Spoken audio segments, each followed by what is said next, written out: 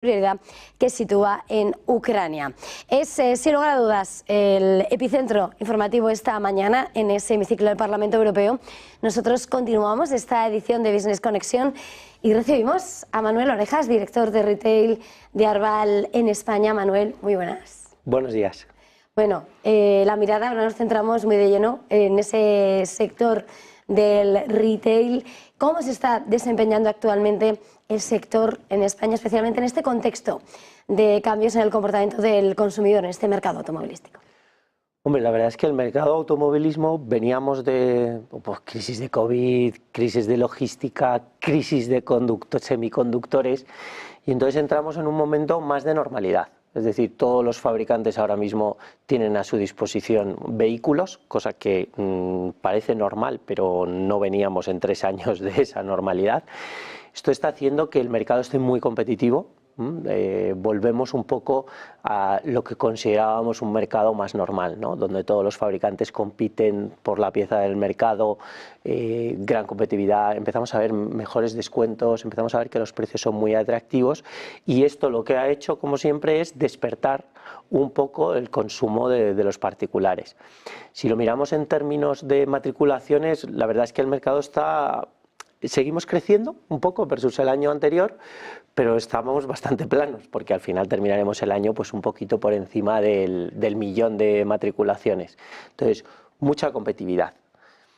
También han entrado, y sobre todo el sector retail, donde podemos hablar más del sector particular y de la pyme, pues han entrado mucho fabricante asiático que está entrando por la capa un poco más baja, un poco de precio más competitivo, y está realmente teniendo bastante penetración en el mundo particular. Mirando sin lugar a dudas a esta industria y en concreto situándonos en lo que es ese mercado de renting, ese diagnóstico sobre el momento de la fotografía y las perspectivas, porque es un momento en el que, lo estaba señalando, las matriculaciones están muy planas, el consumidor final bueno, duda mucho en si llevar a cabo la compra o no, y el renting aparece como esa fórmula. Hombre, la verdad es que el renting tiene muchas ventajas, y sobre todo en momentos de dudas e incertidumbres. O sea, ahora mismo tenemos un sector muy revuelto, luego te lo describo un poco más, pero al final, cuando tú tienes dudas en motorizaciones, cuando tienes dudas en legislación, cuando tienes dudas o los coches están a un nivel que te exigen un desembolso económico alto, el renting realmente te va a solucionar todos esos problemas, porque lo que hace es, la empresa de renting absorbe absolutamente todos los riesgos que tienes. El riesgo financiero, el riesgo de vehículo, a los 4 años lo devuelves, nadie legisla con menos de 4 años, ¿no?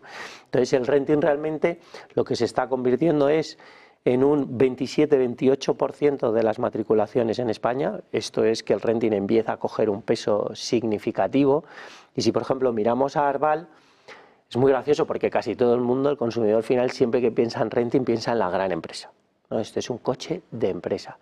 Bueno, pues Arval, que tenemos 230.000 vehículos más o menos en flota, el 65% de esos vehículos es retail, que significa pequeña, autónomo y particular, ¿no? Con lo cual, el retail está aquí, el renting ha venido, yo creo que para quedarse, y a mayor incertidumbre yo creo que el futuro será prometedor en el renting. Señalabas hace un momento, ahora hablaremos ese mar de dudas que está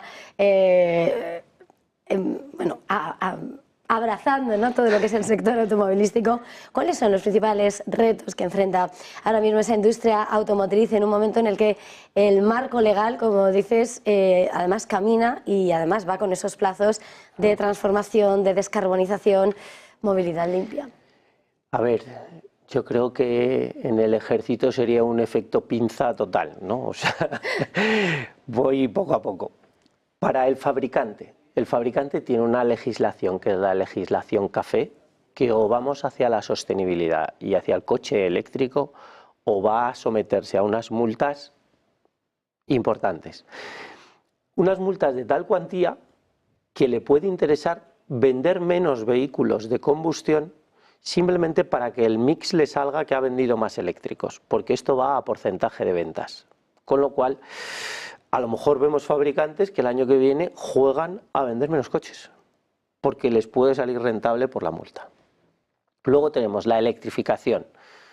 Pues hombre, hay un informe, Draghi, que ha dicho que hemos corrido demasiado, ¿no? Entonces, la electrificación es algo indudable. O sea, es el camino, vamos a ir hacia ese camino, todos los fabricantes van hacia ese camino. Lo único que deberíamos discutir es la velocidad hacia la electrificación, ¿vale? No hay duda. ¿Por qué la velocidad de la electrificación? Pues el fabricante se enfrenta a esas multas. A las empresas cada vez más la legislación le está haciendo mirar la movilidad de todos los empleados en el aspecto de emisiones de CO2 y les está obligando a proporcionarles soluciones a todos los empleados de la empresa orientados a reducciones de CO2. Entonces ya tenemos automoción, ya tenemos a las empresas y el que nos está fallando en esta fiesta de la electrificación por ahora es el consumidor final. O sea, normalmente el mercado eléctrico sigue creciendo, lo que pasa es que no crece al ritmo adecuado. Entonces, ¿dónde tenemos que influenciar? Al consumidor final. Tenemos que ayudar al consumidor final a saltar al mundo eléctrico. Podemos hablar de infraestructura, podemos hablar de la ansiedad de la autonomía, pero todo eso se resuelve con información, costumbre, hábito y sobre todo un proceso de venta que le acerque el mundo eléctrico a ese consumidor final.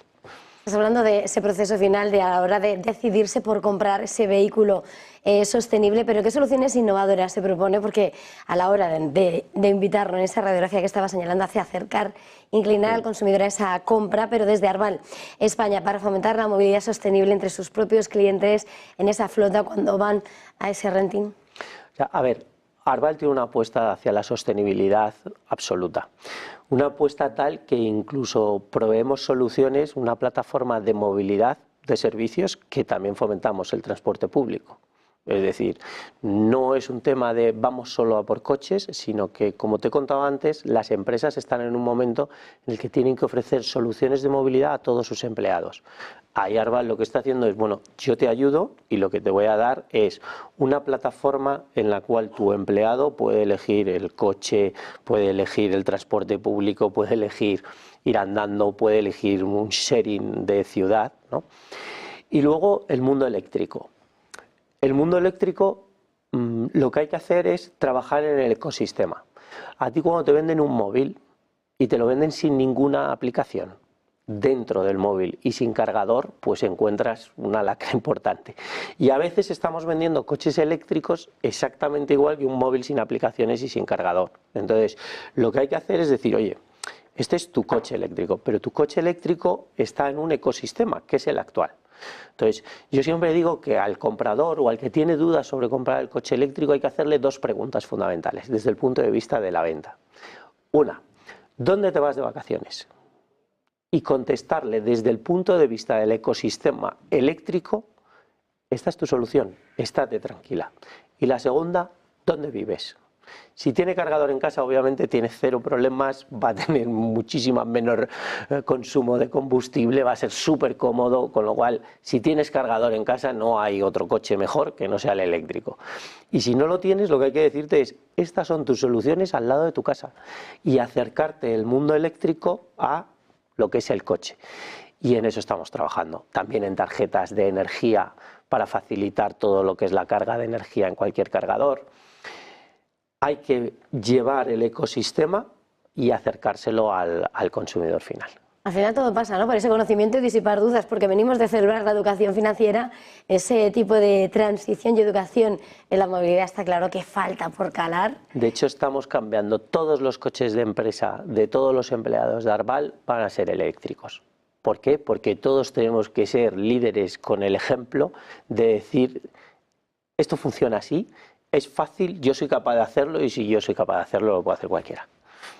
Pues muchísimas gracias por haber venido esta mañana a Negocios Televisión. Manuel Orejas, director de Retail de Arval España, ha sido un verdadero placer. Feliz jornada, feliz negocio, feliz conducción.